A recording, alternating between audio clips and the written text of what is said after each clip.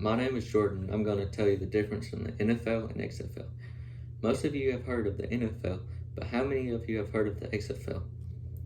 I've been watching the NFL since I was little. I haven't watched much XFL because it hasn't been around that long. Most of you have heard or even watched some of the NFL games. I'm going to inform many of you on how the NFL and the XFL are different. I'm going to tell you how the two different organizations play different types of football. First, I'm going to tell you how the XFL aims to play faster than the NFL. The XFL aims to play each game under 3 hours, unlike the NFL. The XFL will have a 25-second play clock that begins after the ball is spotted for the next play, and the NFL has a 40-second play clock that begins after the previous play is over. XFL teams will have 2 timeouts per half, while the NFL teams will have 3 per half. The NFL has a 12-minute halftime, while the XFL will have a 10-minute halftime. In the NFL, the coaches can challenge a play after the ref calls it, but in the XFL, the coaches can't.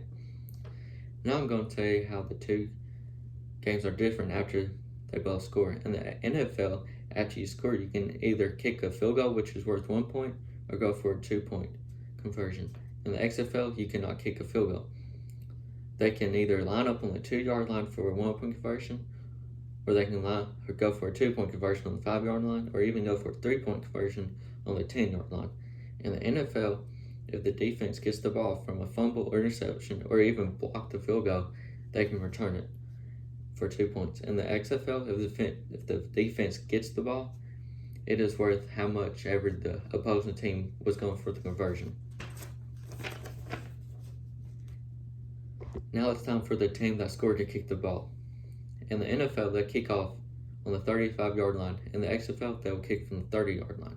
In the NFL, players are allowed to run as soon as the kicker kicks the ball. In the XFL, they have to wait till either the receiving team touches the ball or the ball touches the ground. In the XFL, once they kick an onside kick, they have to tell the refs, unlike the NFL. Just like the NFL, and the ball is kicked out of bounds and it's a legal kick. Also, in the XFL, if they kick normal kickoffs and it's short of the 20-yard line, it is an illegal kick. If the team is on a 4th down and don't go for it, they punt. In the NFL, when a team is punting, the players can start running as soon as the ball is hiked. In the XFL, players have to wait until the ball has been kicked before they can run. Defenders line up in front of the center and they have to wait until the ball is kicked in the XFL, but as soon as the ball is hiked in the NFL, they can run. If the ball is going out of bounds inside the 35-yard line, it's considered a touchback and is placed on the 35-yard line in the XFL. In the NFL, wherever the ball goes out of, that's where the ball is placed. If the team on offense throws the ball, what is considered a catch? In the NFL, to be a catch, the player must have both feet down and have possession of the ball.